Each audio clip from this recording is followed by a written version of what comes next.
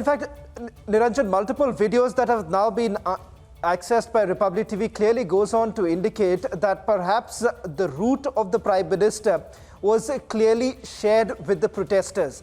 The fact of the matter is that there is a serious allegation that has been leveled that Punjab Police, which is the sole proprietor of that particular route, and they are essentially responsible for a road opening party to ensure that there is no obstruction.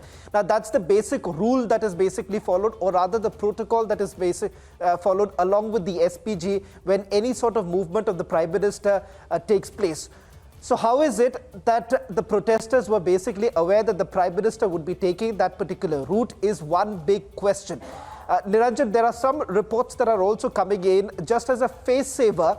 Some sort of an action has now been taken by the Punjab Police where the Firozpur SSP has been suspended is what we are picking up at this point in time.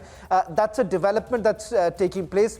Now, whether at all there is a clear lapse on the part, a deliberate lapse on the part of the Punjab Police is something that the Punjab DGP will have to look into it. But just take a look at this video that we have accessed.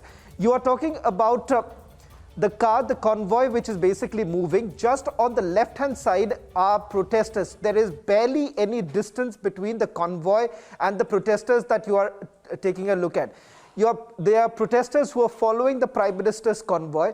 Important to point out here is that for roughly about 20 minutes, a little over 20 minutes is when the Prime Minister's convoy was stuck. Just a pure description of the area.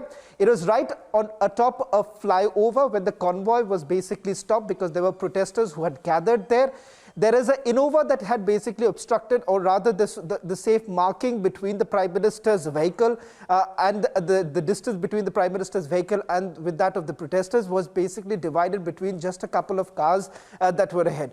The Prime Minister, who was seated right in the front, had to wait there for roughly about 20 minutes when we are given to understand some sort of an altercation or some sort of an argument that was basically going on between the convoy security detail and with the Punjab Police, what you can take a look at from the pictures that we have basically accessed.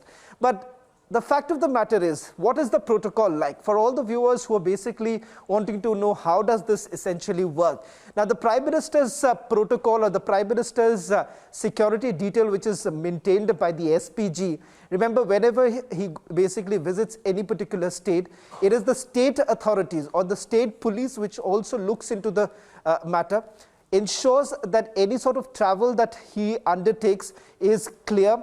All the routes are basically cleared by the local police.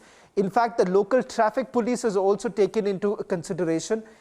The routes are essentially shared with them. They are supposed to ensure that there is a road opening party. A road opening party, which would essentially mean that they clear out any sort of obstacle that basically takes place and to ensure that there is a smooth movement of the cavalcade. Now, that's the basic details that are followed as far as the state police is concerned. But here, there is a clear violation. The violation being that you have protesters right barely about a couple of meters away from the Prime Minister's cavalcade, which is in itself a huge security lapse, and that is exactly why the MHA is now calling this as a major security lapse. They've already asked for a report from the Punjab administration. They've asked for a report from the Punjab police. As of now, what we are being told is that the bare minimum that has been done by the Punjab police is the fact that the SSP of the area of Firozpur has now been suspended, is what we are being told. But is that enough? Given the fact that there are several questions that are being asked, whether the Congress government in Punjab enabled this sort of a situation on the ground, was the security details or rather the route details shared with some of the antisocial elements? That's point number 2.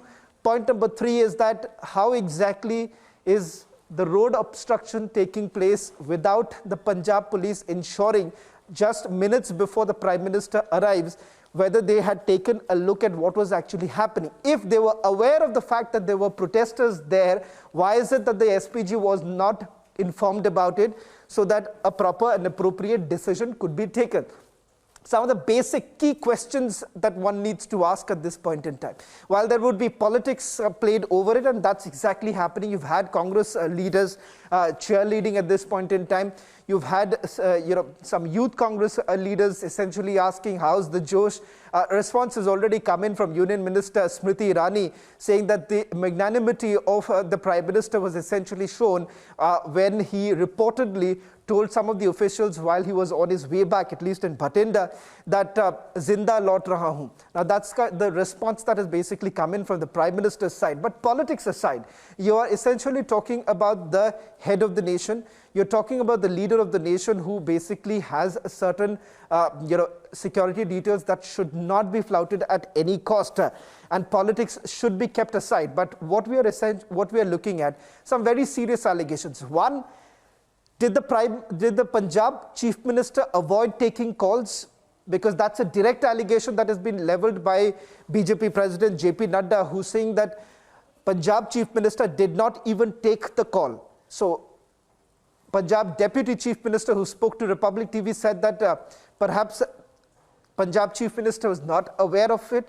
Now, these are some very serious questions, that how is it possible that the head of the state has no idea that the Prime Minister was there on the ground, and this is a kind of a lapse that has taken place. Any untoward incident, if it would have happened, God forbid, then perhaps this would have had a huge implication in itself. So